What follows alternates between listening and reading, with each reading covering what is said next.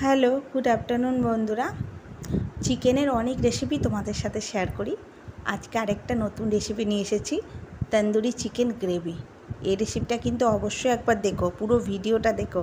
খুব সহজ পদ্ধতিতে বানানো আর খুব অসাম টেস্টি একটা রেসিপি তোমাদের সাথে আজকে শেয়ার করবো। চলো, এখানে তার জন্য আমি 700 গ্রাম মাংসকে ভালো করে ধুয়ে নিয়ে রেখেছি। নিয়ে এখানে লবণ দিয়েছি আর 4টে লঙ্কাকে পেস্ট করেছিলাম, কাঁচা লঙ্কাকে, তার হাফ দিয়েছি 1 চামচ রসুনের পেস্ট, 1 চামচ আদার পেস্ট, গোলমরিচ গুঁড়ো আর ফেটিয়ে রাখা 50 গ্রাম দই দিয়ে এখানে মেরিনেট করে আমি আধ ঘন্টা রেখে দিয়েছিলাম। ভালো করে আগে মাখিয়ে নিচ্ছি মাংসটা আমি হাত দিয়ে, মাখিয়ে আধ ঘন্টা একটা কভার করে আধ ঘন্টা একেবারে সাইড করে রেখে দিয়েছি।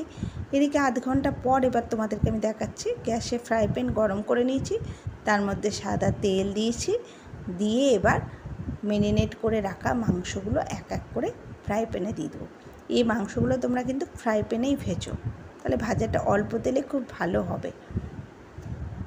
এক পাশটা ততক্ষণ না আমি পাল্টাবো না যতক্ষণ এক পাশটা ভালো করে ভাজা হচ্ছে।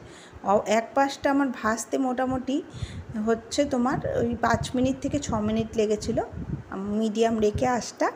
তারপরে আর এক পাশটাও আমার 6 মিনিট 7 মিনিট লেগে আমি সমস্ত মাংসগুলো এইভাবে ভেজে নিয়ে এক এক করে আবার দেখো একবার ভাজার পর এই দেখো একটা লেগে লেগে গেছে যে এইগুলো মশলাগুলো, সেগুলো কিন্তু তুলে নেবে অবশ্যই। তুলে আবার তেল দেবে, পরিষ্কার করে নিও অবশ্যই ফ্রাই প্যানটা। তারপরে আবার মাংসগুলো দিও তেল দিয়ে, নয়তো চিকেনটা ভাজা কম, পোড়া পোড়া গন্ধটা বেশি এসে যাবে, ঠিকমতো ভাজাও হবে না। তো এবার আমি কড়াইয়ের মধ্যে সর্ষের তেল দিয়ে গরম করে নিচ্ছি। এখানে 4 চামচ মতো সর্ষের তেল দিয়েছি। আর আমি 2টো বড় বড় সাইজের পেঁয়াজকে কুচিয়ে রেখেছিলাম, নিয়ে সেটাকে ব্রাউন করে ভেজে নিয়েছি। নিয়ে কাশ্মীরি লাল লঙ্কার গুঁড়ো সুন্দর কালারের জন্য, হলুদ দিয়েছি, নুন দিয়েছি, দিয়ে ভালো মতো ভেজে নিচ্ছি। পেঁয়াজটা আমি এই 40 থেকে 50 ভাগ ভাজার পর তারপরে আমি সেগুলো দিয়েছি। তারপরে সে একটু ভালো মতো ভাজা হয়ে তারপরে আমি এখানে ধনে গুঁড়ো দিয়েছি 1.5 চামচ আর 1 চামচ জিরে গুঁড়ো পাউডার দিয়ে একটুখানি জল দিয়েছি, যেহেতু সব পাউডার এগুলো পাউডার ড্রাই, তার জন্য একটু জলটা দেবে, না তো তলে ধরে গেলে পোড়া পোড়া গন্ধ লাগবে।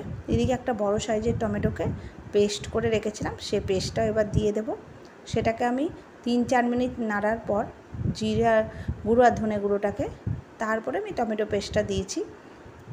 দিয়ে এখানে যে মেরিনেট করা মাংসের যে গ্রেভিগুলো ছিল, মশলাগুলো, সেগুলো আমি দিয়ে দিলাম। তারপর বাকি কাঁচা লঙ্কার পেস্টটাও দিয়ে দিলাম 1 চামচ, আরও রসুনের পেস্ট দিলাম 1 চামচ, আদারও পেস্ট দিলাম 1 চামচ থেকে একটুখানি বেশি দিয়েছি। দিয়ে এবার ভালো মতো সব মশলা এবার আমার চিকেনের মধ্যে পড়ে গেছে, গ্রেভির মধ্যে। এবার সমস্ত মশলাটা ভালো মতো কষিয়ে নিচ্ছি। এইটা আমি তোমাদেরকে 6 থেকে 7 মিনিট পর দেখাচ্ছি মশলা কষানো। টমেটোর যখন কাঁচা গন্ধটা একেবারে চলে গেছে, টমেটোর কাঁচা গন্ধটা অবশ্যই যেতে হবে, নইলে কিন্তু পুরো রান্নার স্বাদটাই কিন্তু আলাদা হয়ে যাবে। তারপরে ভেজে রাখা চিকেনগুলো দিয়ে দিচ্ছি, তন্দুরি চিকেনগুলো নিয়ে কভার করে দিচ্ছি একেবারে 10 থেকে 15 মিনিটের জন্য। 15 মিনিট পর আঁচটা কমিয়ে রেখেছিলাম, 15 মিনিট পর ঢাকা খুলে তোমাদেরকে দেখাচ্ছি। দেখো তেলটা পুরো ছেড়ে দিয়েছে আর কালারটা দেখো কি অসাধারণ, আর খেতেও কিন্তু অসাধারণ হয়েছিল, একেবারে নতুনত্ব টেস্ট। তো চিকেনকে কত রকমভাবে বানানো যায় একবার অবশ্যই এইভাবে তোমরাও দেখো বানিয়ে, আমি আশা করছি তোমাদেরও ভীষণ ভালো লাগবে। নিয়ে আর একটুখানি কষিয়ে নিচ্ছি আমি, কষিয়ে নিয়ে এবার এর মধ্যে জল দেব। চাইলে তোমরা এইভাবেই ড্রাই করেও রেখে দিতে পারো, জল না দিও, এটা রুটি পরোটার সাথে বেশ যাবে। আর একটুখানি জল দেবে, যদি পোলাও ভাত বা বিরিয়ানির সাথে খাও তাহলে একটু গ্রেভি দেবে, গ্রেভি ছাড়া ভালো লাগে না পোলাও ভাত আর খেতে। তারপরে